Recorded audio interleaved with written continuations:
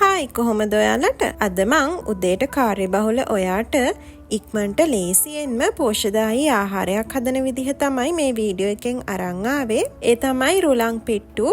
මේ පිට්ටු හදන්න අපි පිට්ටු බම්බු පාවිච්චි කරන්නෙත් නැහැ. ඉක්මනින් රසට හදාගන්න පුළුවන්. ඉතින් අපි බලමු මේ කොහොමද හදන්නේ කියලා. ඉස්සෙල්ලාම මම පෑන් එකක් ලිපේ තියාගෙන ලිප ඔන් කරගන්නවා. මම මේකට රුලන් ග්‍රෑම් 200ක් එකතු කරගන්නවා. දැන් මේ රුලන් ටික අපි අඩු ගින්දරේ හොඳට බැද ගන්න ඕන. මම සාමාන්‍යයෙන් විනාඩි 4ක් 5ක් විතර මේ රුලන් ටික බැද ගන්නවා. විනාඩි 5කට පස්සේ මම රුලන් ටික ලිපෙන් අයින් කරලා වෙනම තියාගන්නවා.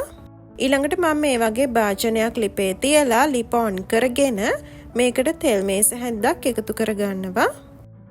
ඊට පස්සේ පොඩියට කපාගත්ත සුදු ලූණු බික් 3ක් එකතු කරගන්නවා. ඊට පස්සේ මම මේක විනාඩියක් විතර කලවම් කරගන්නවා. ඊළඟට මම මෙතන අරන් තියෙන රතු පාට වියලි මිරිස් කරල් 5ක් මේ වගේ පොඩියට කපලා ඒකත් එකතු කරලා අවු මිරිසුත් මම එකතු කරගන්නවා කරල් 3ක් මේ වගේ පොඩියට කපලා ඒත් එක්කම කරපිංච ටිකකුත් එකතු කරගන්නවා. ආයෙමත් මම මේක ටිකක් කලවම් කරගන්නවා. ඊළඟට මම මෙතන හීනියට කපාගත්ත ලුණු ගෙඩි භාගයක් අරගත්තා. ඒ ටිකත් එකතු කරගෙන මම ආයේ මේ ටික කලවම් කරගන්නවා තප්පර 30ක් විතර. දැන් මම මේකට කැරට් අලයක් එකතු කරගන්නවා. මේක මම හීනියට ග්‍රේට් කරලා තමයි අරගත්තේ. ඊළඟට මම මේ වගේ පොඩියට රවුමට කපාගත්ත බෝංචි කරල් 7ක් මේකට එකතු කරගත්තා. දැන් මේ ටිකත් ආයේ මම හොඳට කලවම් කරගන්නවා. ඉතින් මේකට ඔයාට කැමති එළවලු වර්ගයක් එකතු කරගන්න පුළුවන්. ඊළඟට මම මේකට ලීක්ස් ටිකක් හීනියට කපලා එකතු කරගන්නවා. ඒකත් ආයෙ මම කලවම් කරනවා. මේ වගේ එළවලු එකතු කරන තරමට මේ පිට්ටු එක ගොඩාක් රසයි. දැන් මම ලුණු තේ හැන්දක් මේකට එකතු කරගන්නවා. ඒ වගේම කෑලි මිරිස් තේ හැඳි එකක්, කහ තේ හැඳි කාලක් මේකට එකතු කරගෙන මේ ටික හොඳට කලවම් කරගන්නවා. දැන් මම මේකට පොල් කිරි කෝප්ප දෙකක් එකතු කරගන්නවා. මෙතන මම උකු පොල් කිරි තමයි අරගත්තේ. පොල් කිරි ටික එකතු කරලා මම මේක ආයෙ පොඩ්ඩක් කලවම් කරගන්නවා.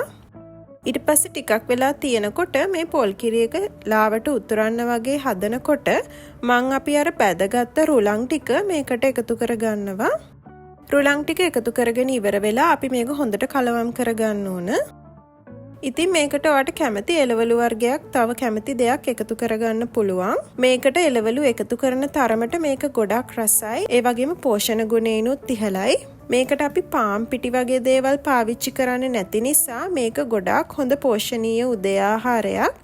ඒ වගේ මේක ඔයාට ඉක්මනටම හදාගන්නත් පුළුවන්. ඉතින් මම මේ විදිහට තමයි පිට්ටු ටික හදාගත්තේ. ඉතින් මේක හදාගන්න හරිම ලේසි රෙසිපි එකක්. ලේසි විතරක් නෙමෙයි මේක හරිම රසයි. ඒ වගේම ගුණයි. ලොකු පොඩි ඕන කෙනෙකුට මේක හරිම රසට කන්න පුළුවන්. ඒ වගේම ඉස්කෝලේ යන පොඩි බබාලා ඉන්නවා නම් එයාලගේ ලන්ච් බොක්ස් එකටත් මේක හොඳටම ගැලපෙන රෙසිපි එකක්. ඉතින් ඔයත් මේ රෙසිපි එක try කරලා අනිවාර්යෙන් මේ වීඩියෝ එකට කමෙන්ට් එකක් දාන්න. ඔයා මේ වීඩියෝ එකට කැමති නම් වීඩියෝ එක like කරන්නත් channel එක subscribe කරන්නත් අමතක කරන්න එපා. තවත් රසම රස රෙසිපි එකකින් අපි ආයෙත් හමු වෙමු.